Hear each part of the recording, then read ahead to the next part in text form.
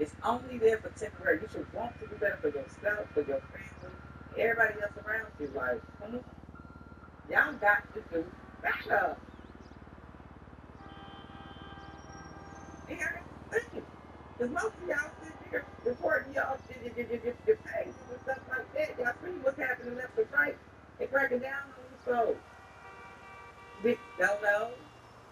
With that being said, man, y'all, I want to know y'all thoughts. This is crazy. They think this nigga is funny until they actually get their stuff taken.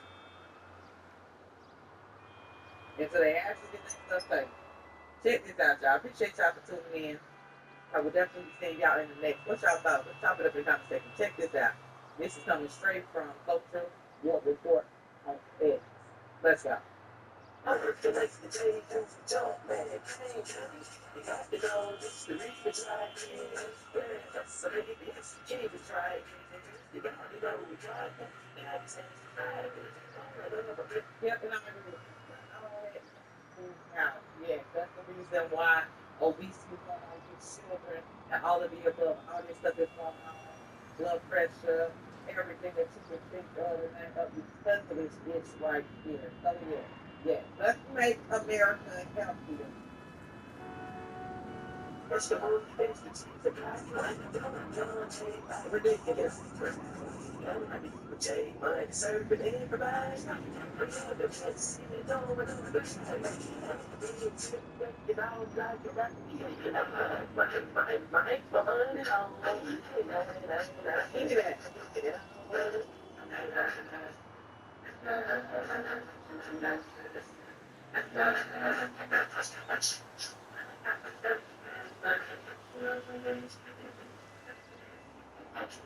Yeah, of course these folks is fed up. That's tax dollars that are being paid. And y'all talk like joking and stuff like that, like this is cool. It's not. That's okay. That's all right. That one big beautiful field and get paid and stand by yours truly, President Trump. Wait till they continue. And let continue.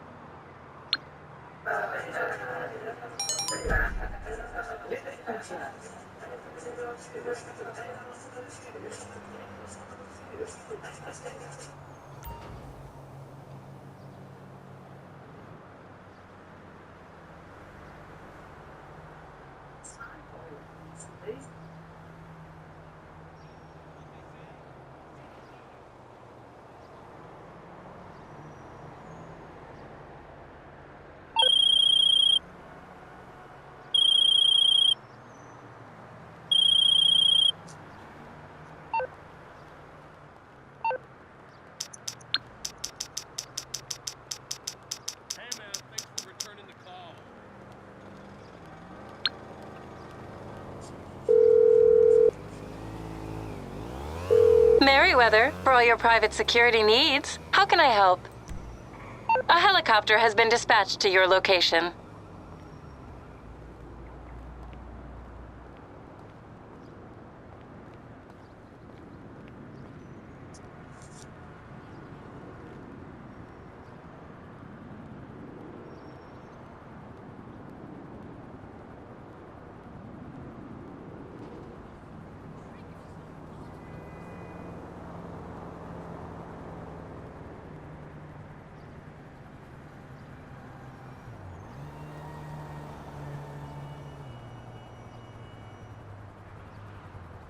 This is what they're supposed to do. Now, I think one of the reasons so many people voted for it was that what they got to hear was so obvious that they food this ban having that a member of the church run by a ranking race because they wanted to believe in the community. Community organized. Give me a break. They combined. They combined. That's how they get what they want. No, I never thought of it as fine what's the garden like. And this man is not, but of course they don't know that. And of course they go for. So it's the press. It's the art of administration. Where do you want to go? It's an academic institution. But look, it's not a thing that's coming out long before Barack Obama. there was this attitude, essentially repudiating the principles of the country. I mean, it started, I think, with Joe Wilson, who was the first president of the United States. You know, ultimately say, not a problem. You know, needed to be superseded. He didn't mean that there needed to be an amendment to the Constitution, which anybody could be for. Hold on tight. I don't want any more accidents. To do this. In other words, to circumvent the voting public and put in the things that the judges say ought to be put in, irrespective of what the Constitution says. What happens when power outruns experience? What happens when you have vast power to someone who's never run anything? Not a business, not an organization, not even an elimination. Sorry if it's a little bumpy back there. I'm hungover. Trust, consequences that ripple far beyond the headline. This isn't a hypothetical. It's the story of the Obama administration, seen through the lens of Edmund Burke, an 18th century thinker who warned us about the dangers of unchested power. Burke's words, hope you're having fun. That's through the fog of modern politics from unsettling clarity. Let's examine what's at stake and the important point. The folly of inexperience, Edmund Burke did this work. He said that eloquence and zeal are no substitute for experience. A man can calm a crowd, fire up a movement, or comment himself. But he's never been did you always want to be a psychopath, or did it develop slowly? Confidence is a liability, not an asset. Enter Barack Obama, a president with no track record of running anything, business, government, or otherwise, yet wielding the power to fire the CEO of General Motors and dictate terms to banks. Think about that. Man who's never balanced the corporate budget, never met a payroll, never navigated a competitive Have you ever thought about taking some flying lessons? Executives how to do their job. It's easy. This isn't leadership. It's hubris dressed up as reform. The bailout program gave the federal government a blank check to settle private enterprises, bypassing the Constitution's limits. You're my favorite kind of customer. He warned that the silent type. Person by chaos. Why? Because those untested by reality often mistake their intentions for confidence. The evidence isn't hard to find. When Obama's administration forced out GM's leadership, it wasn't based on farming principles or proven expertise. It was a political flex, a signal that the government should override. Remember to strap on your parachute. The same logic applies to banks, where federal directives replace business judgment. The result? A precedent that says government can do whatever it wants, as long as it's close to the name of crisis. The first warning rings true. When power is wielded without experience, the consequences aren't just bad decisions. Hey! So I was thinking, it's been a while since we asserted our dominance in the world of air freight. I say it's time we sent a message to the competition. We're gonna break into a hideout, steal some stuff.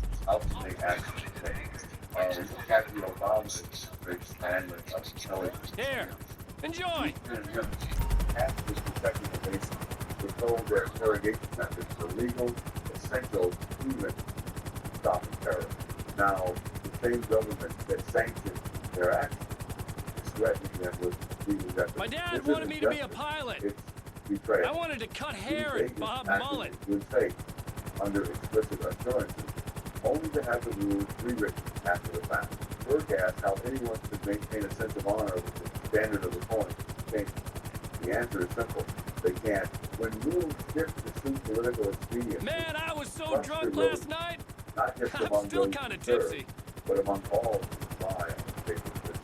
The real question isn't whether these agents were right or wrong. It's why we expect loyalty from those who put place to abandon. The administration flip-flopping sends a message. No one is safe when the rules are a moving target. That's not governance. It's a recipe for cynicism. I really enjoy talking to you. Then there's the push to take from the rich for the benefit of others. It sounds noble until you read Burke. He warned that when one group of citizens is encouraged to see another as their proper prey, the social fabric frayed. Obama's policies, framed as leveling the playing field, often Can you believe they let me fly a customer on my first day? Redistribute the wealth and call it fairness. The fairness is the outcome. The division is Burke saw through this. He said those who try to level society never equalize. They just shift power to themselves. The Obama The best administration thing about this rhetoric job? makes targets the rich, They don't drug but the real test. winner is the government, who gains control of who gets what. This isn't justice, it's a power grab disguised as action. The wealthy may lose some dollars, but the rest of us lose something far worse. The principle that what you earn is yours to keep, not the government's to dole out. The data backs this up. You're gonna find this place is locked up with some pretty heavy shutters. I swung by earlier to check it out, and lucky for us, it's all powered off a generator nearby. Take that out, and you should be all clear. I mean, unless you have something that could fit under the door. Man, San Andreas is so beautiful. First point is clear. When you make one group the enemy, you don't create equality. You create a system where everyone is potential party. The slow speed of arbitrary power. Perhaps Burke's most chilling warning is about the slow speed of arbitrary power. Their liberty isn't lost under that exclusive. Never the way for the speed by far. Look at the Obama administration action. A bailout. Are you a penetrators or a panic fan? Far in the today. New mandate tomorrow. Each step seems small, justified by the moment's urgency. But together, they erode the boundaries that keep Easy power enough. checked. We'll get you there. Cheers. Congress is popular, big banks, wealthy CEOs, corporations. But power doesn't discriminate. Once it's unleashed, it can turn on anything. What a beautiful view.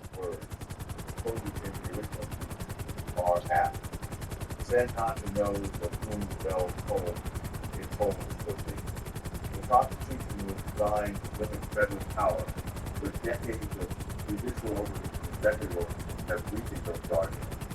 The bailouts gave Obama's administration powers the Constitution never intended. And once those powers exist, they don't vanish with the next election. They linger, ready for the You next feeling leader. okay? First inside the arbitrary power, even if used sparingly at first, there is like the question isn't whether Obama was good, it's whether we're willing to bet our freedom on the goodwill of any leader. History says that's a bad bet. The character of those in power, first didn't just warn about systems, he warned about people. No matter the form of government, he said its success depends on the prudence and uprightness of those who wield power. Constitution can be perfect on paper, but if the people enforcing it by character, it's disorderly. Obama's rise, built on charisma and promise, Pittsburgh's archetype of a man whose importance begins with his office, and is sure to end with it. Although, consider the company Obama kept before power. Figures like Jeremiah Wright, Bill Ayers, men with radical views, were close allies, only to be distant when political expediency demanded it. Burke warned about leaders who abandoned friends seeking power. Why? Because it revealed the willingness to sacrifice principle for ambition. A leader who deserts his allies today for the public tomorrow. Character matters, and Burke knew it. The bigger issue is the kind of people power attracts. Too often, it's those who crave it most. People with no record of success outside politics. No skin in the game. No grounding in the real world. Obama's lack of experience isn't just a personal failing. It's a symptom of a system that rewards rhetoric over results. The question isn't whether Obama meant well, it's whether we can afford to entrust our nation to someone untested by the realities of community. The Iran gamble, words versus action, nowhere is this clearer than in foreign policy. Iran's pursuit of nuclear weapons looms as a global threat. Yet Obama's response is to negotiate, finesse, the hope for deals. Burke had no patience for such naivety. He said there's no safety for honest men but by believing all possible evil of evil men and acting decisively on that belief. Talking isn't acting. Deals with regimes that thrive on deception are gamble, and the stakes are catastrophic. The evidence is stark. Iran's nuclear program advanced steadily during Obama's early years, with centrifuge counts rising from 5,000 in 2008 to over 10,000 by 2010. Yet the administration leaned on diplomacy as if words could deter a regime bent on power. Burke's point isn't that negotiations is always wrong, it's that trusting their blindly. Evil doesn't yield to eloquence, it yields to strength. The question isn't whether Obama wants peace. It's why since Iran's leaders share that goal, the leader for us re-election. If untested power is reduced, political corruption is systemic. At its core is the quest for re-election. Politicians betray the public trust not because they're inherently evil, but because staying in office demands money.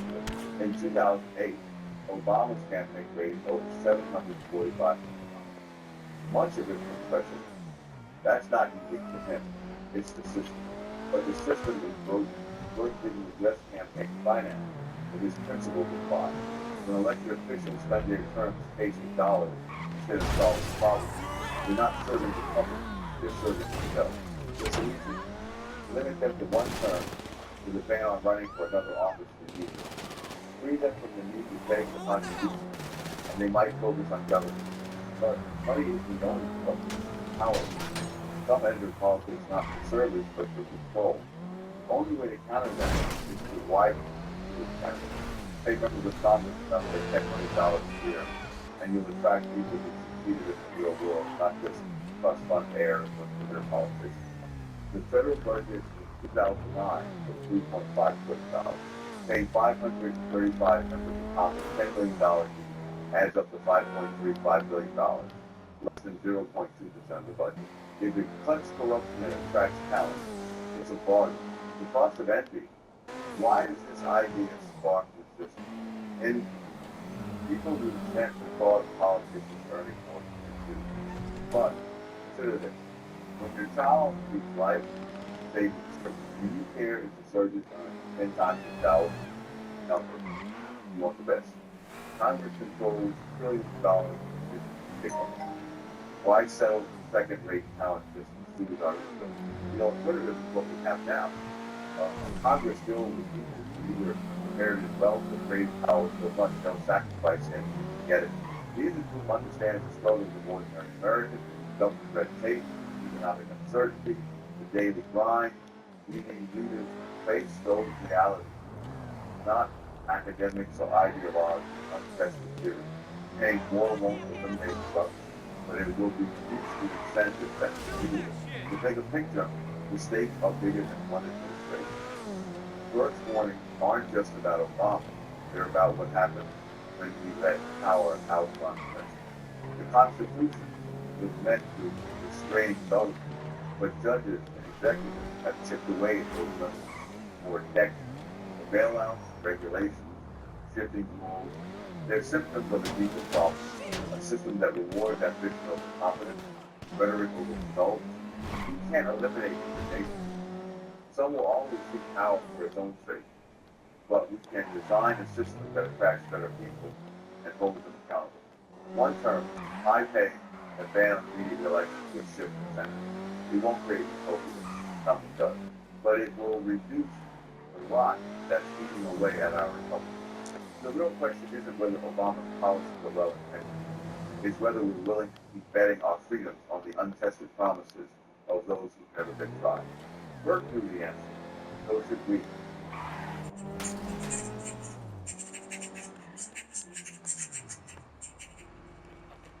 Truth makes sense for change, but once we go back to using common sense, shit will change. So right now, common sense is just not common. It's really just stuck on stupid. It's some bullshit to me. I call it make-believe and blah, blah, blah. But to wake up and realize who's buying the boot, get this shit back under control. This shit all out of control, all because of what's going on. We actually being taught to be honest. That's the bad part. Because when you know, you know.